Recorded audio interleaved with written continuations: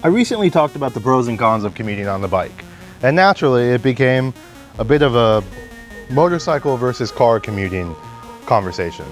Let's talk trade-offs. I've already covered some of the more general reasons, so here's one I forget about all the time. Sometimes traffic lights just won't read you. That slimmer profile that allows you to get by undetected has left you, well, undetected. So now you're either waving at the sensor like you're trying to get big to scare off a bear, contemplating if you should run the light that's already skipped you twice, or waiting for a four-wheeled savior to roll up behind you and release you from your prison. Speaking of getting caught at lights, if you're in your car, enjoying the gift of AC, bumping music, tuning out the world around you, letting that beautiful false sense of security wash over you, because you're doing that, you don't notice the Ram 2500 that's frantically sports betting and barreling towards your back bumper, while the only thing that he's gambling with is everyone's lives. Damn, I'm old. That was just a seething scold from a lame uncle.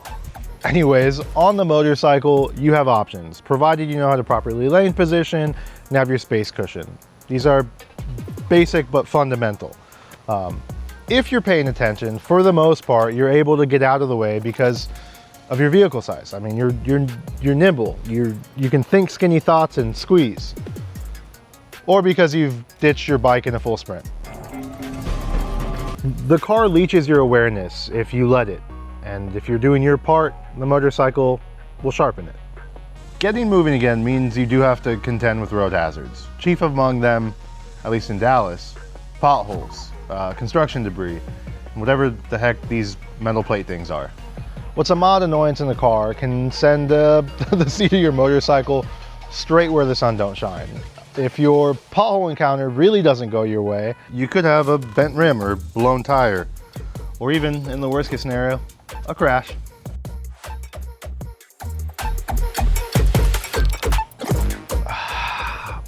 Probably too soon, but what a mental image, you know? If you're following the car too close, these jump out at you and it turns into a game of Frogger, which I haven't played in forever. I'm so old.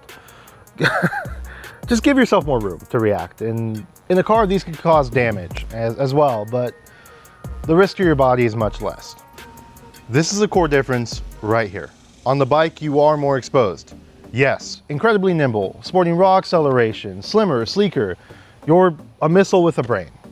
The car, on the other hand, is comfort, enclosed, protected, predictable. The rider wants to be away, in front, controlling the inputs clear from the herd.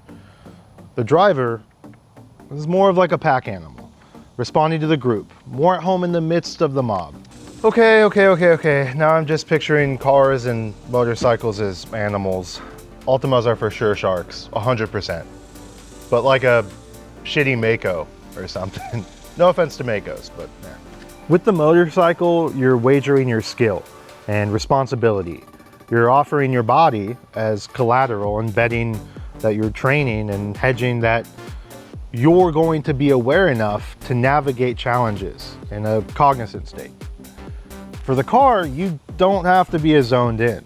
You should be, you really should be, but it is way more relaxed. And I'd be lying if, you're in the car, you're gonna think a little less, You aren't staking flesh, you're sacrificing metal.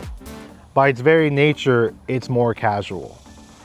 The question becomes, for me, if I trust myself enough that day, or if I need something more carefree. And I think that's very important that you know the answer to that. Tangent aside, let's talk inclines. Conveniently, I have an incline at my parking lot at work. This parking lot at work for a new budding rider can pose a significant challenge. In a car, it's business as usual. You push the pedal on the right, but on the bike, if you have doubts or don't commit, or maybe you're going a little slow because you're scared of it, Bubba, you're tipping over. You're going down. An experienced rider can crawl up and down this no problem, but that panicked, overwhelmed baby deer of a new rider can easily take a spill here. By the way, in no way, shape, or form am I talking smack, because as a new rider, I probably would have eaten it on this too. Ooh, this one's important for me. Rocking out is a double-edged sword, and the acoustics of a car, depending on what you drive, Yeah. You know, okay. Everything depends on everything. There's always some example that nullifies the rule. You get what I'm trying to say here. Let's move on. Also, I know this isn't a sword, but look how freaking huge this thing is. It's like a, okay. Anyways, a car will produce better audio quality. I mean, you're contained.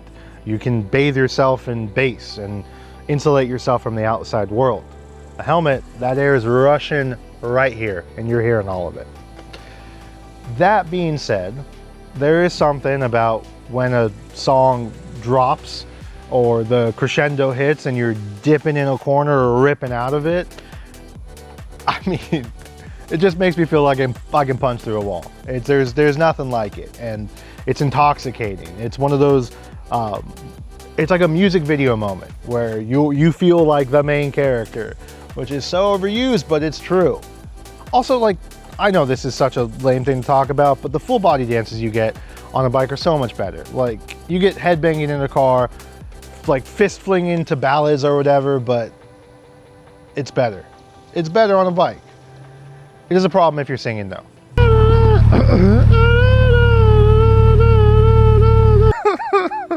Yikes, dude. Maybe I should drive a car more. By the way, it's hot. It's so humid, and this bike is dirty because it rained today. So I actually ride this thing. Thank you. So I got a few comments in my last video, really contingent on weather, just asking about how to deal with it. The elements are for sure a factor. Like, I'm not going to lie about that, but I think it comes down to the same cliche I've been echoing. Are you okay with discomfort? That's what motorcycling is. People talk until they are blue in the face on gear, which I'm not dismissing. I think it's important, and I think you should look into it, especially it's fun. Like, you're like, oh, look at this jacket does this better. I get it. But it all hinges on one thing. Do you want to be there? Does it check that box for you? Do you get that sense of adventure satiated? Riding the bike in the rain, even though it's familiar at this point, bordering on unremarkable, still feels like a quest. If you came here for a practical answer, here's a few. I have a rule that many others have apparently. I thought I was special, but no, look at this comment. See, cool. We all got the same thing. I don't ride under about 38 to 40 degrees just because I'm not trying to go ice skating. The wind chill gets too brutal, and that's personally where I stop having fun, at least on the road. There's people yelling. I don't know what's going on. Oh man. If the rain isn't so hard that there's a light foggy mist, I'm probably stopping. Heat should also be minded, but if you're carrying water with you and you don't mind sweating, just carry on. Mind you, I've been on the bike when it was over 100, under 40, when I've been pelted with buckets of water and couldn't really see much. But these are good rules of thumb.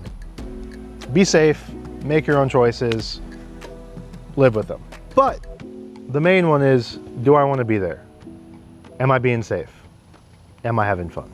I'm really only touching on each of these, and they really could have their own full-fledged videos, but that's not the point. I just hope I framed a little bit of the perks and challenges you might have on your commute.